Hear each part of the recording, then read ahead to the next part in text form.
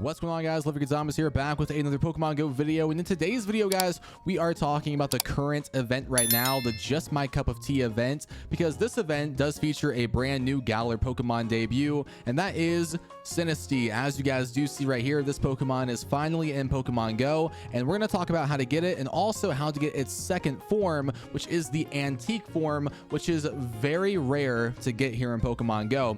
So yeah, getting Sinistea in this event is not the easiest task because there's not many ways to get Sinistea.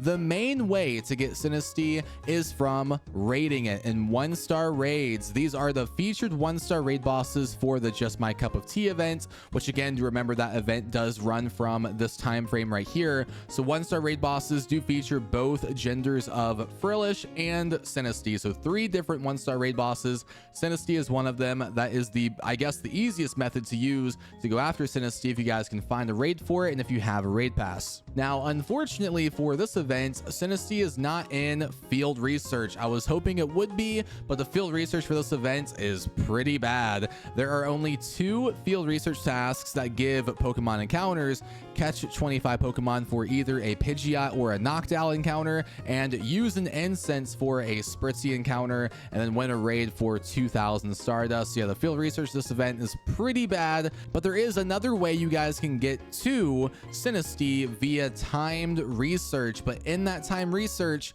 you do have to raid, guys, because the first page you have to win up to 5 raids for a Spritzee encounter, some Stardust, Morlul encounter, Grievard, and Sinistea at the end of the page on page 1. Then page 2, you have to work up to winning 3 raids for another Spritzee, Morlul, and Grievard, and at the very end, another Sinistea encounter.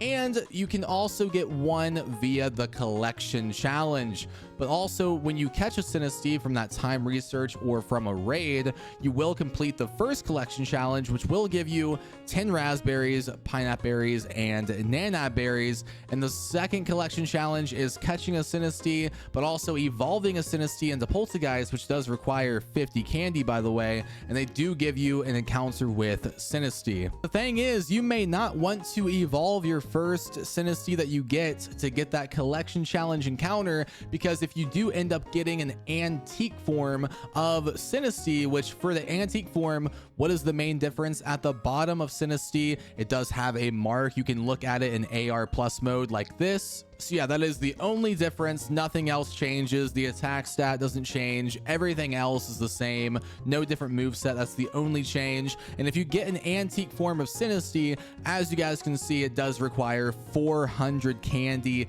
to evolve an antique form of Sinistea. So if you already use 50 candy on your first one, you're down to 0 candy and you need 400 to evolve it. Now, in terms of getting antique Sinistea, I was waiting to see if it was confirmed that if somebody got an antique Sinistea from a raid, if it was guaranteed for every other trainer to get that Sinistea too, just like the first trainer, because that is how it did work for the Dusk form Rockruff. If somebody got a Dusk form Rockruff at a raid, every trainer at that raid is going to get a Dusk form of Rockruff. But it kind of seems like that may not be the case with Sinistea. It might just be all RNG when you encounter the Sinistea as to whether or not it's going to be antique or phony form, which again, if it is like that, then that means it's a 1% chance on that encounter that it's going to be the antique form.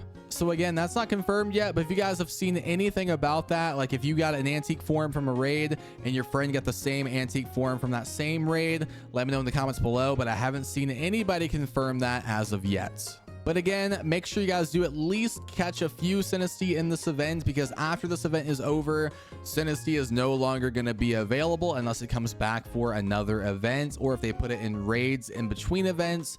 That would be the only way, because again, it's not a season spawn and it's also not in the season field research. So we got some bad news out the way, guys. Let's get into some good news. If you guys do remember this feature right here, where you could join your friends' raids via the friends list, that feature is now back in Pokemon Go. So it might be back to stay this time. This could be permanently added to the game right now because I don't see why it would come back randomly at this point in time. So yeah, this might be a new permanent feature in the game where again, you can join a raid via your friends list, and it's super easy, super smooth. I know a lot of people did love this feature, so I am happy to see it back in the game. So yeah, if you guys check your friends list right now, you are able to do that just like you were during the wild area event. And the last thing I want to talk about to you guys today is there is a new item that is available in the shop. I've talked about this before.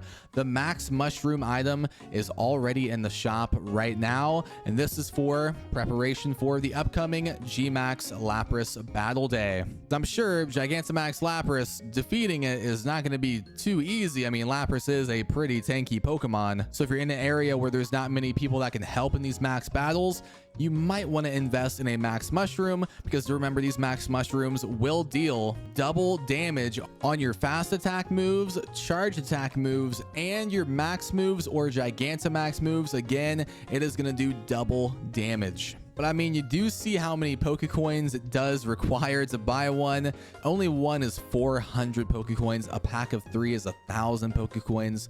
So a little expensive. And do remember, it is only temporary too. That double damage only lasts for 30 minutes per Max Mushroom. So yeah, let me know if you guys will be copping some Max Mushrooms in the shop to use for this upcoming Max Battle Day against Lapras. But yeah, that's all I have for you guys today. Thank you guys so much for watching today's video. If you enjoyed, drop a like on the video, subscribe for more, and I'll see you guys in the next one. Peace.